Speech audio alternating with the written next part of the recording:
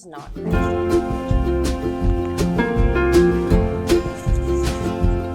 Hi guys. Thanks for coming. Thanks for sitting with us and talking a little bit about Theoretical Blonde. I wanted to start by just asking, who are you guys? What are your names? My name's Ford. I play guitar. My name's Peter. I play mandolin. My name is Patrick. I play the bass, 6-string bass. There's two more. There's Grayson, who plays the fiddle and the banjo, and there's Daniel, who plays the keyboard. So you got 5 guys together doing this crew. How do you guys all know each other? Peter and I initially met at there used to be a bluegrass jam at this bar called Gracie's. This like Tuesday night thing that we did. And so we met and we were just going to the jam every week and hanging out. And I already knew Patrick from. Yeah, you could expound on that if you'd like to. I was very annoyed. Who's this guy? I met him in the backyard of my friend's house. And I was like, oh, he's a good guitar. I play bass. Obviously, I'm probably a better musician than he is as a bass player. And it's funny because it's not true. No, I met him in the backyard, and he was texting me, and I finally showed up. And that same night, I met Peter. And did we meet Grayson that night too, or did we meet him? Yeah, Grayson was a little bit later because Grayson moved here in, I think it was sometime in the fall, but we met him in December, I think. It kind of all came together. We all got asked to play a show really early on. Like the jam portion of the Gracie's jam. But before, the house band would usually play a set, and they asked us to play like an impromptu set before we were even a band. And so that was kind of the inception, at least. Yeah. Okay. So you guys rocked without a name, a band name or anything. You just were let's go. No songs. No, we had no songs. No songs. We played covers? All covers. We played like 3 songs, and we had too much time. Like we ran out of songs, and so I think we were like, let's play Fire on the Mountain. Like it's 2 chords for like 20 minutes. Yeah, and so we just played Fire on the Mountain. No. Yeah, I bet people love that though. Maybe. Well, that leads me into this very important question as a blonde. Yeah, I hear you just preemptively. Why? I want to know why theoretically. Like, are you owning that persona? It's a concept. Okay, not a descriptor. Okay. Dude, you know the actual story, or do you want me to just leave it there? I want the story. So after we played that same show, we were sitting just drinking beers afterwards, and I have this. My brother and I for years have had this list in our like notes app of our phone that's just like dumb band names, and it's just like, hell yeah. Whenever there's 2 words that sort of are funny together, we're like, write that down. That'll be, that's a good bit. And Theoretical Blonde was in there from like I think 2 years before or something like that. And So anyway, I pulled that list up and I was like, guys, every time we play a show, we should just have like you take another name off this list and change it every time. And I started reading down the list and eventually hit Theoretical Blonde, and that one just stuck. And so it clicks. I will be honest, I have not seen you guys live yet. But I will on Friday. I will on Friday. New album. Unbelievable. I'm jumping ahead. I like to tell a story briefly at the end that we said we'd go with the name that people, like the first people to call us by that name, like out in the wild, we would just be that name. And so Theoretical Blonde was also the first time. So it was like, hey, are you in Theoretical Blonde? So you're like, all right, our name's now Theoretical Blonde. Individually, our name is Theoretical Blonde too. Yeah. When people that don't know us, they'll see us in public and be like, Theoretical Blonde. Yeah. No, seriously, I'm like, I see your guys' image. I'm like, this is who they are. And we're all brunettes. So. But none of you are blonde, which I like. I think that maybe like blondes have more fun. So theoretically, they do have more fun. We theoretically have more fun. But not actually? Question mark. Yeah, no, we all hate each other, and it's a terrible time playing music together. That makes sense. Yeah. Okay, well, that's also a great question, because when did you guys realize, like, you say it was the name kind of connecting and sticking, but like when was it there was this moment maybe of you being like, okay, like we've got this is our crew, this is our band? Yeah, I think so when Ford and I met, we realized the same night that we lived like a block from each other. Very serendipitous. And so I would like go over to his house before we were a band, and we would just like play the songs we know. And I think then I was like, oh, okay, like we're on the same page. Like we had a very big overlap in terms of music that we liked. Yeah, and so we're like, oh, we just like someone say a song, and we'd be like, oh, I know that song, and we would play it. And so I think that was definitely a first moment of like, okay, we're on the same page. And then after we got asked to play the Gracie's show, we were like, oh, like we should have a house show in my living room that was like tiny. And We packed a lot. yeah, we had like barely a PA and How old were you all when you started this? 25. I was 25. Okay. 22, 21 maybe. Maybe 21.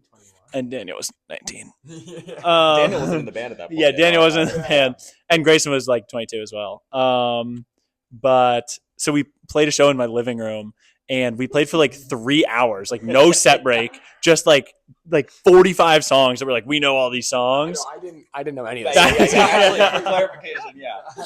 And it was like, Wait, but you just like you were like he just you were went, in- yeah. You were, Peter you were and there. Grayson and You were I part of did it. Yeah. songs. Yeah, yeah. Okay. And it was just so much fun. And like people were dancing the whole time and like yelling. And so we were kind of like, oh, like we could just do that again. There was very obviously like some sort of the kind of intangible energy about Yeah. all of it, and that was You for felt sure. it. You felt Yeah. the shift and I- being like, this people are receiving this in the way we want them to receive it. Yeah, I think everyone there felt it too. Like everyone had a good time. Yeah. So Oh, Yeah. that's awesome. I haven't seen you guys yet. We haven't Um, either. Yeah, no, you haven't seen me yet. So, it goes both we've ways. also never seen a theoretical. That's Blonde. what I mean. No, Yeah. you never will. No. Hopefully we not. won't. Hopefully you don't get kicked out. Yeah. I guess I'll Patrick's go going to be in the show. crowd Friday. But is there any, it sounds like Gracie's had a big impact on you guys as a group. But has there been any other local bands or maybe local scenes that you kind of tapped into that made you feel like, oh, okay, like these are our people? I mean, Roja was really the origin of us. Okay. Because most bands form a band and then like for shows, somehow we got a show offered to us before we were a band. Because Roja was looking for like a house band. And Like a weekly. They wanted to host a jam. at Yeah, they first. wanted to host a Us jam. the jam. Okay. And so I remember the call. 'Cause Our friend was like, "Oh, my friend owns a bar called Roja Brewing, our brewery, and he wants to have a house band, like a weekly show thing. And would you guys be interested?" And we're like, "Why us? Like, we're not even a band yet, Yeah. really, Wait, yeah." So that kind of, Yeah, and so, but I got a call and they're like, "Oh, we need a bass player." This is before the house show, I believe. They're like, "We need a bass player at Roja. We're playing every Thursday." I'm like, all right, No, you were already you're already in because we had already played the Gracie show at that Yeah. point. yeah, that's true. Yeah, he doesn't know what he doesn't know what happened. I'm fried. Yeah. Yes. To this question. It's Continue. okay. Yeah, long story short, Roja is one of the reasons that we're really playing shows in general because every Thursday for like 2.5 years, Yeah. 2 years, Yeah. we played throughout the summer and the winter, Like 3 outside, hours. Wow. inside, and it like started as like what, no one in there. Yeah, Started as like parents and like a couple friends couple we friends. forced to come. maybe a couple lonely Thursday night bar goers, but that was it. And We then need them. Yeah. Yeah, we need them. and then it's just slowly over time, like more people started to funnel in, and then it sort of like turned into a thing towards the end. Turned into a thing is an understatement. It was chaos by the end. Capacity in that building was 87, and by the end there was like nights where there were 200 people packed in there, and it was Holy shit. overflowing. You Yeah, know, it was crazy. Literally kismet. How did you not get burnt out from just playing these shows? I think especially early on, like we didn't rehearse. We still don't really rehearse. And so it was very loose, like what songs were eligible to play and not. We would be up there like mid show and be like, let's play Little Cabin Home on a Hill. And Patrick would be like, I don't know that song. Well, And we'd be like, well, it's an A. And like, here we go. And so I think it was just so funny half the time that like, oh my God, people are listening to this and the wheels are kind of falling off, but we're kind of keeping it together. And it just was like fresh. All like we would show up and you'd be like, all right, what are we going to play tonight? Well, I think also like with just the nature of like the music that we play and how we all operate is like we rely so much on improvisation. So every night the show is different. And so every night at Roja was completely different. And it was kind of just like, what's going to happen? And we all love playing music. So I don't know if there was ever like burnout in the sense of, I miss playing weekly, to be honest with you. Like, it's so fun to just like play. And I think everyone in the band feels that way. Pivoting, because now you're not doing that. Now you guys have a full length album. Those are all your songs. Those are not covers. Those are not ones you don't know. Those are. Well, he still those doesn't are know not- them. Yeah, he's still learning. He's still learning. Okay. How does it feel? It feels It's crazy, called yeah. No Brainer. No brainer. No Brainer. Yeah. Okay, let's hear a little bit about it. I actually accidentally left out this. So I'm the mixing engineer for the record, and when we were recording in the studio, like we recorded with Dan at Orchard Studios. Daniel Young. And yeah, Dan Young, incredible guy, incredible studio. It was so Love fun. Daniel Young. Yeah. Shouts out to Daniel. We do. Young. Shout out Daniel shout Young. out. But so and then he sent me all the audio, and then I mixed it and made it sound. It honestly didn't do that much to it because Dan did a great job. But there's a part where Dan says "no brainer" after a take, and because most of the takes were pretty raw, and they were like a lot of them. Well, two of them or one of them was truly first take. Two of them are completely not first take, but yeah. And so there's very little overdubbing, and he was like "no brainer," and we're like, oh, we got to keep that in the record so people like hear it.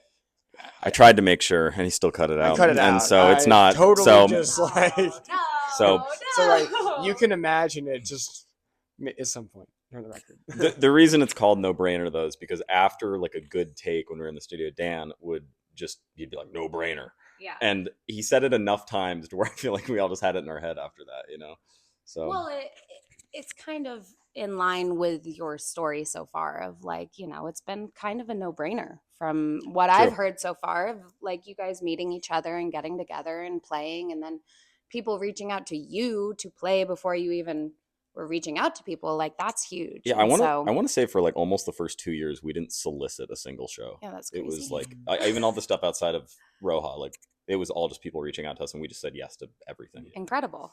And it's done you guys good. You're here now. You got your album. Ooh, I'm excited about this. What's your songwriting process? I certainly there's some distribution of writing. I wouldn't say it's like divided equally 20% between the lyrics and generally the chords, and then bring it to the unit, and the unit kind of transforms it into the unit song. There's sometimes chords that will change and vibes and grooves and rhythms that will be modified, but the sort of emotion and intention is generally each person respectively like brings that to the group, and then we kind of, at least that's how it's worked for me. I mean, as far as songwriting goes, like on the album, there's at least one song that like someone wrote. Like everyone has a song on the album that they wrote. And then like Patrick was saying, everyone kind of like finds where they fit into the song. Everyone's really cautious of like not disturbing like the original idea and being like, okay, like what if we did this, but not like, oh, you need to change that line, or like, oh, we should like, I don't like that chorus, let's change the chorus. Yeah. Like it's kind of like everyone just feels it out and figures out how the band can make the song a band song, or like written words, and then been like, let's like figure out the chords to this. It's always just like strumming and coming up with it kind of at the same time. Okay. Yeah. But for me, I call it going fishing Mm. songwriting, where it's just, I don't know. I like very similarly, like I sit and just, you kind of just cast out. You're and like you hope something riffing. comes. It's Yeah. like, I mean, because sometimes like it's chords, sometimes it's words, sometimes it's some melody idea, like whatever. And it kind of, I think all you can really do is prepare yourself with like the tools to catch the idea. Mm. But the idea itself, you kind of just have to show up and hope. I don't know. There's kind of a convergence of a lot of things for me for like an idea to happen. Yeah. As a non-songwriter, I mean, I look at music and I listen to lyrics and I'm like, that line as a sentence is weak. But Mhm. in the song, it Mhm. holds so much power. It's all So about context, right? yeah. Like and I think that's the thing is like you kind of have to catch the initial idea of the thing and put it together, and you can't like be editing at that point. You have to just be kind of word vomiting, for lack of a better term, and then later down the line you can do all your editing and clean it up and make it whatever. But you have to That's how you just, I gotta think do the it. idea has to just come, Yeah. because if you try to manufacture that too much, it just doesn't turn into. Did you guys set out to make an album? Was it intentional? I think Or it was did always the just- like. I don't think we ever said it, but I think it was always the expectation. Sure, Yeah. Which Yeah. makes sense. I mean, you guys have a following. People are very interested in hearing more of what you have to offer. So to give the people what they want. Yeah, to I think speak. we weren't like, all right, guys, like let's write an album, and like Patrick's gonna write 2 songs and Daniel's gonna write, like we didn't do that at all. I think we kind of most of the album, with the exception of only like a couple songs, we play live a lot and have for about a year, a little over probably.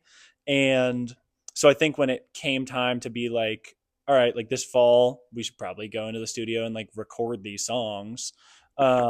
we took a big whiteboard and it was like, oh, we have like an album. Like like of all the songs that we want to go record, like this is a full length project. This isn't There's just enough like, here. And so I think that was kind of the moment where we were like, oh, like, let's just cut all of them. And if they all work, then we have an album.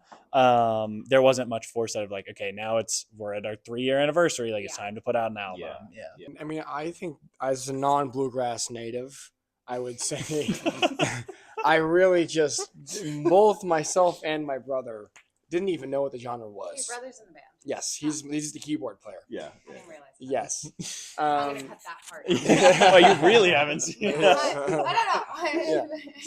I don't know. I'm sorry. It's okay. That's I very listened all to right. the It's album. it's okay. I That's good. listened to That's the good. album. That's good. That's good. That's all that matters. Yeah. Give me that. Give me that.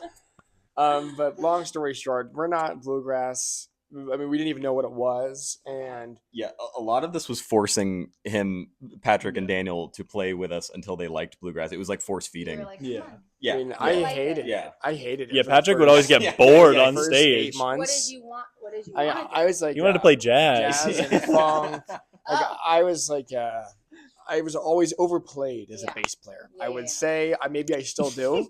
It's because he's got 6 strings. All right. He only uses 5 of them though. Yeah. Yeah, someone one time at Roja, like I was Called with, you out? yeah. So like I. Wait, really? I It was had so it was after like we've been playing it for some time, and like I'm a bit of a This is years poser. into the, Yeah. a year and a Yeah. half at least. I get it. Like I'm a bit of a poser with a 6-string bass. Like I understand the stigma around it. It's cool. I got it a long time ago. It was very fun. But the important thing was that somebody came up to me and was like, "I've only ever seen you play 5 out of those 6 strings." Just some And- random girl. Yeah, too. just it, like it wasn't like fully. a friend. I didn't Yeah. know them. Like I had never It was- seen them. I was like, "What?" She's Really? like, maybe you should use the 6 string. I was, I really was truly so bewildered, and whatever else you said went over my head because I was like, I cannot believe somebody called me out on this. And he hasn't touched that 6 string to this I day. haven't. No, Ridiculous. I No, wouldn't. I I'd be like, actually, "Fuck that 6 string. I think I actually like looked at her later and just like played it really aggressively, like the 6 string, because I was like, this is ridiculous. I played this 6 string all the time. Yeah, so the bluegrass certainly Okay. you don't even have an electric bass all that often in bluegrass. Certainly, there's many examples, or some examples. But a 6-string bass, I mean, I can't imagine there's many people in the world who have played bluegrass and a 6-string bass reliably. Let alone, yeah. And so we're not bluegrass musicians. But back to the original point about the genre. Theoretically, you are. a bluegrass and, band. and we've got keys, so Yeah. it's still theoretical. There's like a bit of I mean, what makes? It's Yeah. Come on. yeah. I think genres now. genres are stupid, and also I Okay. think it's like cool to have most of the like or instrumentation of a bluegrass band, but then we can go elsewhere. We don't have to be like beholden to the traditional bluegrass, thing. We can kind of do whatever we You want. can jam. We can jam. You can jam. And that's the genre is cool, and I like it now after not liking it. He's for a the very long biggest time. convert ever. Yeah. Actually, I'm the loudest Yeah. preachers for those who reform. He's So, so reformed. That's fair. I think the best part about Patrick and Daniel finding bluegrass late is that they missed the like, oh, sit down and listen to like the Stanley Brothers or sit down and listen to like Doc Watson. And so they know the quintessential version in their minds is like The most that- random. yeah, version. some version from like 2011 from a band no one's heard of. And they're like, guys, haven't you heard like Rhonda and the Ramblers version of Long Gone? I'm like, no, we have no idea who that is. Just influence. Yeah. You Yep. were just like a sponge to Yeah. the information you're I'm sad that our album we couldn't put our album on Roblox, and we were really sad about Yeah. that. Wait, you can put music on Roblox? Apparently, but we weren't allowed We weren't to. They Why? nixed us. I don't know. One of the songs has a curse word in it, so Yeah, that that's could true. be. One curse word? There's the one entire curse word. album? It's PG-13. Yeah. That's it? We did it Yeah. just so you Pretty could get the good. label on the Yeah. CD. The explicit Yeah, little, there's yeah, I yeah. like that. So like we're basically the bad boys of Yeah. bluegrass. I would say you do give a little bad boy energy. You're like giving, no, you're giving boy band. Boy band is more Like- like, it, Yeah. I think. Yeah. like, yeah, but boy bands are pretty bad boy. Are they? Like I at don't think so. NSYNC, Is- you don't think okay, NSYNC NSYNC, is yes. bad Yeah. boy? You They're don't bad think? boy. Yeah. Who's in sync? Wait. No, Okay. you're okay. Okay. Yeah, You almost don't think had me there, Backstreet too. Boys are bad boy? Okay. Segueing. as a culture, we've lost boy bands. We watched a lot of Big Time Rush growing up. Fuck yeah, you did. So Little Also, Jonas Brothers, little Deep Cut Naked Brothers Band. love. We can. Do you know We'll what pull they're up. talking We're gonna about? pull up some Naked Brothers after such a this. deep Oh, cut. their set break It's music bad. on Friday. It'll be the house music. Yeah. Okay. Yes. Pre-show rituals. I do like vocal warm ups, not as long or as many as I should, but I try. We drink beer. I was going to say a very important part of the pre-show ritual. What beer? Michelob Ultra. No, he is not being truthful. It is Pacifico Specific. strictly. Thank you. And there is a varying number of beers. I love a game called Two Beer, usually before the show. It's a fun game that usually we'll play. Now, what we actually do, on a serious note, we usually sing this 5-part harmony from the song called Think What You Done, which I couldn't learn the name of for the first 2 years, but I knew it. You got the lyrics. Yeah, Yeah. exactly. It's on the first EP, Well, but yeah. we almost always sing that, just like the acapella first Mhm. intro to that. And that's like, if it sounds good, it's going to be like a mid-show. If it sounds bad, it's going to be usually a great show. Yeah. So, Yeah, that's true. Patrick's pre-show ritual is calling us on the way to the show 9 times. to make sure we have everything and to ask where to park Why are you not? at and the to show let us yet? know that he's going to be late. Why are you late? You were late to this interview too, for the record. I am a time optimist. I always think about this. that I am optimistic on like the forgot amount of about time that I have everywhere I go. And so That's fair. consider it like a compliment. I'm not one to talk. I'm always late, so it's I not. get you. Okay, so beer. We're singing. We're harmonizing. I always brush my teeth. You brush your teeth. Yeah. That's I don't know why. It Yeah, just is like maybe- nice before you go on stage to like brush your teeth really quick. you feel clean. You're not worried about a single piece of food. No, stuck in you're your not. teeth. I don't know. It's something about the freshness. I don't know why I like His it. body odor totally outweighs Yeah. the teeth brushing. Though. Oh, No, interesting. no. Oh, I'm We sorry. just Being smell honest. theoretical blonde from the There's- crowd. There's one side of the stage that smells much worse, and it is my side of the stage. You're in the Perfect. middle. It's that's the okay. whole Just embrace stage. it. yeah, that's actually so true though. Yeah. I that's mean, it. working in this industry, most stages are pretty stinky, especially when the show's I don't over. know what you're talking Which, about. if you're I smell not s- fantastic. If you're not stinky on stage, are you really You're performing? not trying that's hard true. enough. Yeah. Fair Because enough. we have anxiety, right? Like we're So do you much guys of on it. stage, right? Do you get nervous? I would say that no, I definitely no. I've actually never been nervous before anything really. No, I definitely used to get a lot more stage fright, and now I don't know. You guys speak for yourself, but I feel like I always imagine us back at Roha whenever I get a little bit Yeah. scared. That's really cute. I feel like I used to. I feel like now I get really antsy before we go on, and the minute that we get on stage, I'm like, oh, I'm fine. Yeah. But it's like the build up because there's so much like hurry up and wait yeah. in the music Yeah. industry, and like I think that I don't know if you feel the same way, but Any of my stage fright, I'm like, oh, like I'm gonna lose my voice, or like I'm not gonna be able to sing, or like I'm gonna need to pee on stage. Okay. Yeah, but it's rare. we actually all wear Truly. catheters Yeah. on stage. Yeah. I would definitely add there's a great culture in the unit, and I think that we've developed it being so comfortable playing together that there's no such thing as really mistakes on stage. Like I think, and that Yeah. really mentally reinforces the anti-nervousness because it's like if I mess up, we're all good enough to catch the mistake and like turn it into part of the song, Yeah. and that is really mentally relaxing. 'Cause I was talking to someone who does musical theater the other day, and like they were talking about how perfect everything needs to be in that, and I was like, that sounds so stressful because like part of what's nice about what we do is that there's so much of an improvisational element that like if something doesn't happen the same way or if it's a mistake, it doesn't really matter because you just work that into the fabric of whatever Yeah. you're doing, and You make it flow. you make it flow exactly. Well, and it's that to me is the beauty of jam bands and True. as a whole is like they're creating music for you pretty live in the sense that it's like, you know, if you mess up slightly and then your friend starts doing something else, then you can completely pivot and you Totally. have the freedom to do that. Whereas like if you have backtracking or, you know, It's a lot of trust. Like I think that's what we've like the last bunch of years playing together so much is like we've just developed this like really steady thing with each other where we all trust each other, we can all lean on each other when we need to, and that makes for a really solid live show, you know. yeah.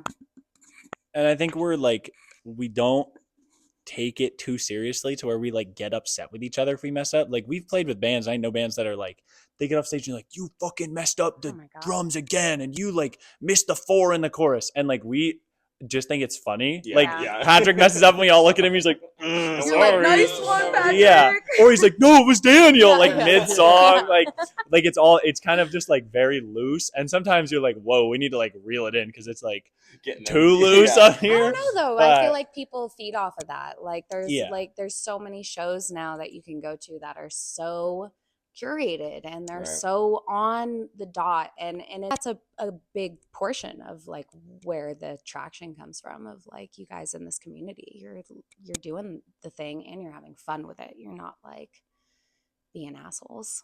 yeah.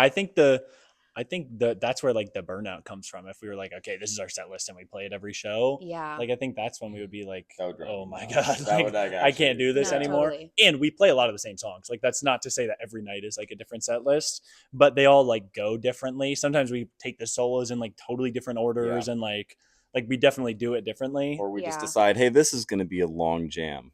like Yeah. we'll just be like, hold the one, and we'll just start. Do you jamming. have cues We do. like Not- baseball players where you're like we not three really. notes? Not physical ones, but we've got We just some- kinda some- yell. Well, no, there's Eye like shots. Pickleberry. And Oh yeah, and then there's a lot of head nodding, a lot of, Okay. yeah. or just a lot of leaning over and being like, like hold the one Yeah, after this. Okay. Yeah, You're we don't whispering we don't on have in stage. ears, and so Okay. we're kind of just like we can talk to each other on stage, which is Yeah. nice. So yeah, a lot of the time I'll just like look over at Ford and Patrick and be like, hold the one, like let's Good, go. When you do it, we got Yeah. it. Okay. And I Cool. think now there used to have to be a lot of like eye contact and communication to like bring the thing back and like yeah, get back on track. And I think now we've played together long enough where like Patrick and I don't even have to look at each other, and then we're like back at the same time. And I'm like, oh Yeah, you shit, like feel it. he knew what I was going, and like that's sick. there's a lot of telepathy. Yeah, Yeah. which is really Yeah. cool. Which makes sense. You spend a lot of time together, I assume. Well, you said you don't Con- practice. concerning but amounts I of don't time. believe that. I think I We- see no, we Patrick more don't. than his girlfriend Yeah. does. Probably true. That's fair. That's fair.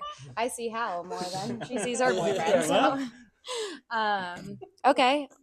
So we got our pre-show rituals. Speaking for the other two, Daniel needs to eat. Daniel Oh, yeah. like freaks out if he doesn't eat before a show. Like Myself too. Like anything, I just a get snack. no, he likes like a full burger or like a burrito, Okay. like too much food. Wings. Yeah, wings. He likes Okay, wings. Like bloated on stage. Yeah, energy. yes. Okay. And I get that. I like if I'm hungry, I like freak Yeah. out. So that I get. And Grayson, he has a pedal board that breaks all the time. So that's his pre-show ritual, is trying to figure out like why his banjo isn't making sound. Do you guys do like a matching outfit ever? We will do that on You will? Friday. Yes. Yes. Oh Yeah. my god. We do I sometimes. can't wait. We're pretty boring though. There's only like 3 options, which is like all black, all white, or like denim. Naked. Naked. Yep. We've done onesie before. That was like a Christmas show. We did Like baby onesies. onesie. Like PJ onesie. Suits. We did suits last year. yeah, so Yeah. suits is what I was gonna suits is say, Friday. Suits. Yeah. Suits is Slick, Friday. you know, Yeah. blue suits and cowboy hats and bolo ties. So that's exactly. did you read our minds? It's kind of crazy because the last time we played the stateroom, that time that you didn't come, Yeah, I didn't. we actually did that exact thing. I don't know if I worked here. When was the last I don't time think you it was guys in played? January. No, I did work here. I've worked here for Okay, 2 so years. so it's Oh, it's you. wow. It's for, yeah, it's it's all me. on It's you. a me. It's a me thing. Yeah, okay. You know, I'm learning to give grace to We more are too. shows. We're figuring it out. Yeah, I'm trying to get myself out there. So It was Well, only it's- taken medium personally. So yeah, good, good. We're right there with you with trying Yeah. to get to shows, because when you like do it so much, especially when we're playing like You don't- 100 a yeah. year, you're like, I can't go like No, You it's don't wanna- exhausting. an Yeah. hour early and stand in the venue until they start playing, and then I have to watch 2 openers. Like, Yeah. I get it. Yeah, like I hate being in crowds now. I used to love going to shows. I don't anymore. Well, that's why I love the stateroom. Well, yeah, So you don't have to. Yeah. You sit in the fucking pew. You get Yeah. in the back. Get in the back. it's like our mother church. Get your soda. Yeah.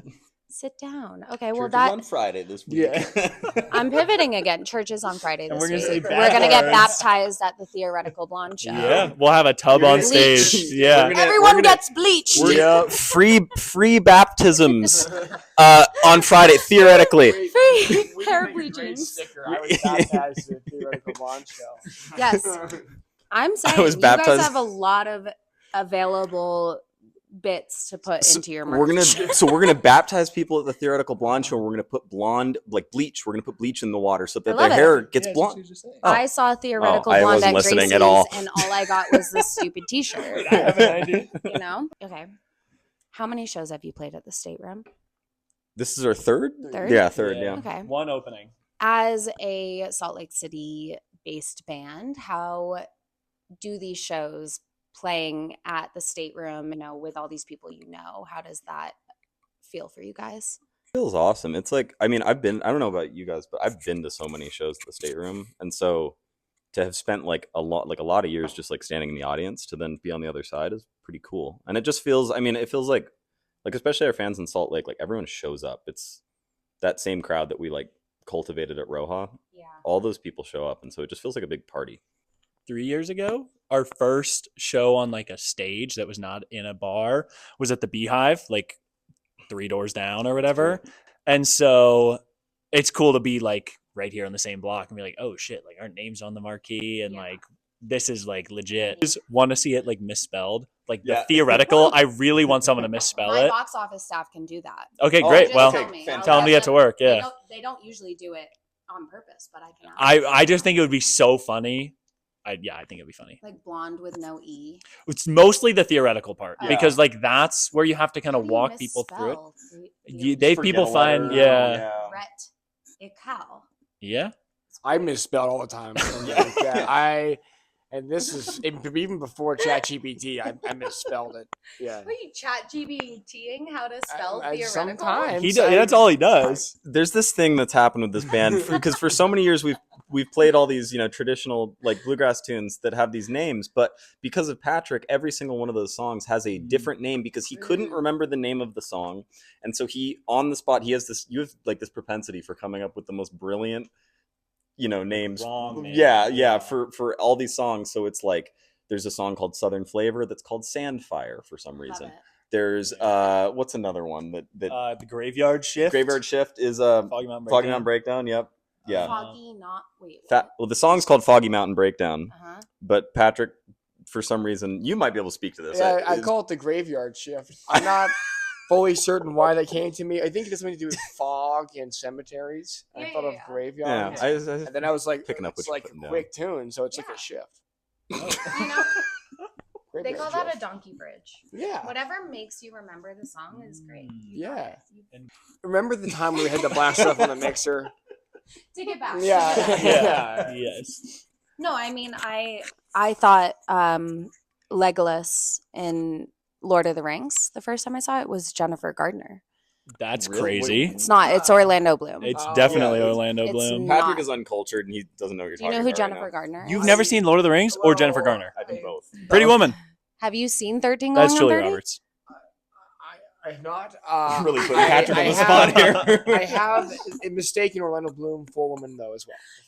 Oh. He's very okay. feminine He looking. is. Okay, but He's a good-looking I guy. get you on your songs. I get why you're misinterpreting. But ultimately, it's like you remembered the music, right? Yes, Okay. generally. Sometimes. Yeah. But haphazardly. But I have a good.